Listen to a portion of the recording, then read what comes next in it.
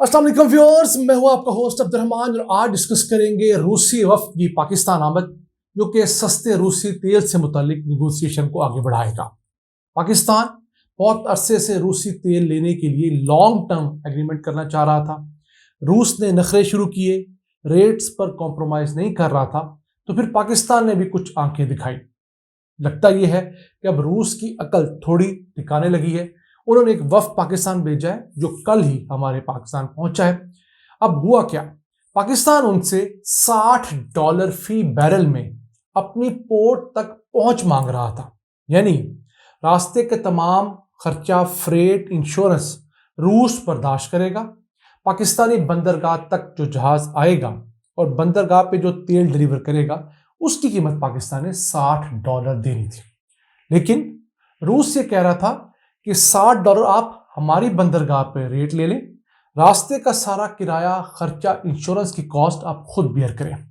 वो $10 से $14 का इजाफा होता था और पाकिस्तान को कुछ खास बचत नहीं हो रही थी। फिर पाकिस्तानी बंदरगाह के ऊपर बड़े जहाज लंगरअंदाज नहीं हो सकते, इस सबब भी हमें अपने जहाज को पहले ओमान भेजना पड़ता था। वहां से छोटे 2 जहाज़ों के लिए खाम तेल पाकिस्तानी बंदरगाह लाया जाता था। तो उस मामले में पाकिस्तान के लिए ऑप्शंस छोटे होते जा रहे थे। इसी दौरान दुनिया में खाम तेल की प्राइसेस गिरी हैं जो कि $80 के भी इर्द गिर्द रह रही हैं। मुसलसल इसमें इजाफा रिकॉर्ड किया जा रहा है। इस सबब जो रशियन ऑयल है उसकी डिमांड कम हो रही है, क्योंकि इंटरनेशनल मार्केट के अंदर जो एक अमेरिकी पाबंदी थी उसके तहत आप $60 से कम पे फी बैरल रशियन ऑयल नहीं खरीद सकते। तो अगर दीगर तमाम ऑयल सस्ते होंगे, अरब ऑयल, तो रशियन ऑयल की तरफ लोग कम जाएंगे। अब रशियन ऑयल का एक नुकसान ये है, या समझ लीजिए ड्रॉबैक ये है कि ये भारा तेल होता है, इससे फर्नेस ऑयल ज़्यादा बनता है, दीगर काम के ऑयल्स कम निकलते हैं और इसके अंदर इम्प्योरिटीज़ निस्बतन ज़्यादा होती हैं, जबकि अरब ऑयल लाइट ऑयल कहलाता है। तो इस सबब लोग आहिस्ता आहिस्ता रशियन ऑयल से अरब ऑयल की तरफ शिफ्ट हो रहे थे, क्योंकि रूस की जो मनी स्ट्रीम है, यानी इसकी जो पैसे की आमदन की एक बड़ी स्ट्रीम है, वो रुक रही थी। उस सिलसिले में रूस ने पाकिस्तान को अब निगोशिएट करना शुरू किया है। पाकिस्तान ने 2 महीने पहले कहा था कि हम सरकारी सतह पर अब किसी किस्म का लॉन्ग टर्म एग्रीमेंट करने के लिए राजी नहीं है।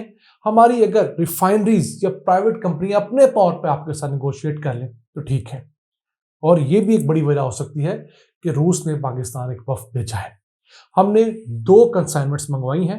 एक पाकिस्तान रिफाइनरी लिमिटेड ने वो सरकारी सतह पर मंगवाई थी 1 लाख टन ऑयल की।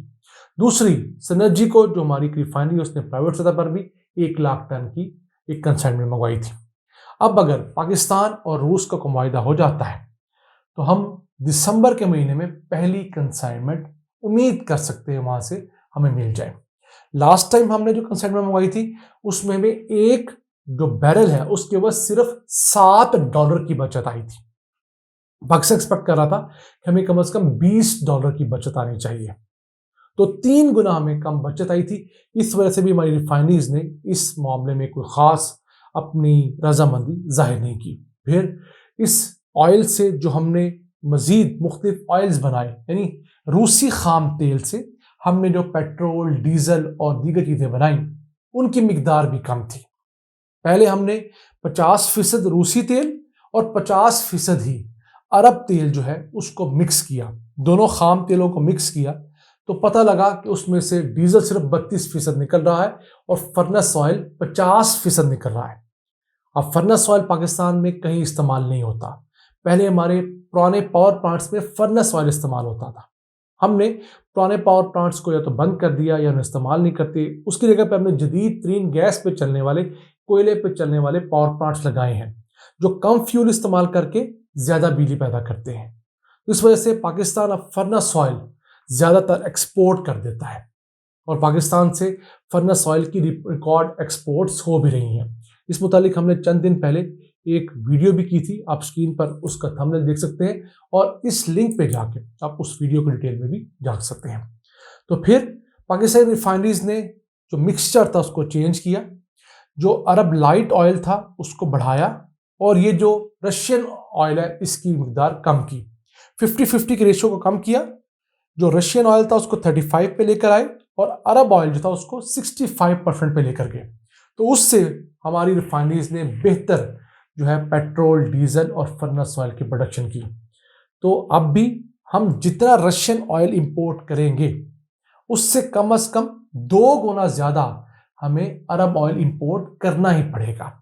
और वैसे भी हम अरब ममालिक को छोड़ नहीं सकते, क्योंकि अरब ममालिक से हम कैश भी लेते हैं, इमदाद भी लेते हैं, कर्जे भी लेते हैं, और वहाँ मुकीम ओवरसीज पाकिस्तानी हमें हर साल तकरीबन 18 से 20 अरब डॉलर्स रेमिटेंसीज की सूरत में भिजवाते हैं। तो हमारा बहुत बड़ा स्टेक है कि हम उन ममालिक को किसी सूरत नाराज नहीं कर सकते। लेकिन दुनिया में अगर कोई चीज़ सस्ती दस्तयाब है तो वो लेना हमारा हक है, हमें वो अवेल करनी चाहिए, बशर्ते हमारे दीगर दोस्त नाराज ना हो जाए।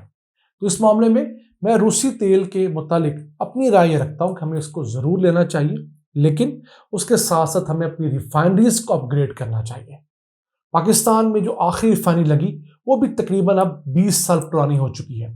चंद रिफाइनरीज तो पाकिस्तान में 50-50 साल पुरानी टेक्नोलॉजी पर चल रही हैं। उन रिफाइनरीज से काम के पेट्रोल, डीजल जैसे तेल कम निकलते हैं और फर्नेस ऑयल जैसे नुकसानदेह तेल ज़्यादा निकलते हैं। नुकसानदेह मैं इसलिए कह रहा हूँ कि फर्नेस ऑयल सस्ता ऑयल होता है और अक्सर हमें ये नुकसान पर बेचना पड़ता है। हमारे पास इसे संभालने की जगह नहीं होती, हमारे टैंक्स फुल हो जाते हैं, तो हम इसे सब्सिडाइज रेट पर अपनी जेब से पैसे डालकर या तो मार्केट में फरोख्त करते हैं या इंटरनेशनल मार्केट में इवन एक्सपोर्ट भी करते हैं। तो हमारे यहाँ ऐसी रिफाइनरीज के अपग्रेडेशन अब वक्त अहम ज़रूरत है जो इस फर्नेस ऑयल को मज़ीद तोड़ें, इससे मज़ीद पेट्रोल, डीजल और दीगर तमाम अकसाम के जो इस्तेमाल में आने वाले फ्यूल्स हैं, जेट फ्यूल है, स्पिरिट्स हैं, उनको बनाएं, ताकि पाकिस्तानी इकॉनमी के अंदर जो नुकसान का एलिमेंट है उसे कम से कम किया जा सके। और ये एक ऐसी फील्ड है पेट्रोलियम की, एनर्जी की, गैस इसमें शामिल है, इसके अंदर हमारी तमाम बिजली की सोर्सेज भी शामिल हैं, कि ये एनर्जी का पूरा पोर्टफोलियो अगर हम किसी तरीके से ठीक करने में कामयाब हो जाते हैं, कड़वे घूंट पीते हैं, जहां पर लूप होल्स हैं उनको प्लग करते हैं, तो यकीन कीजिए तो ये एक पोर्टफोलियो ऐसा है जो हमारी मईशत को कदमों पे खड़ा कर सकता है। लेकिन इस मईशत को ठीक करने के लिए एनर्जी सेक्टर में बड़े ऑपरेशंस करने पड़ेंगे, बड़े बड़े माफियाज पर हाथ डालना पड़ेगा, हुकूमत को लीथल एक्शंस लेने होंगे, तब जाकर आवाम को कुछ सुख का सांस आएगा।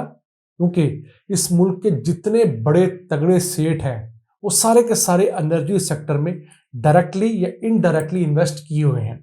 वही लोग हैं जो इक़्तिदार में हैं, वही लोग हैं जिनके रिश्तेदार ब्यूरोक्रेसी में हैं, वही लोग हैं जिनके रिश्तेदार मजबूत इदारों में बैठे हुए हैं। तो उनके इंटरेस्ट साझे हैं। जब भी कोई बंदा एनर्जी सेक्टर पे हाथ डालता है तो ये सारे मिलकर उसे रोक देते हैं। लेकिन हम दुआ गो हैं कि अल्लाह ताला उस मुल्क पर रहम करे और ऐसे हुक्मरान अता करे जो कि इन माफियाज को तोड़े, तभी जाकर हम अपने कदमों पे खड़े होंगे, वरना हम इसी तरह बदकिस्मती से सिसकते रहेंगे। आज के लिए इतना ही। अपने मेज़बान अब्दुल रहमान को इजाज़त दीजिए। अल्लाह ने के बाद।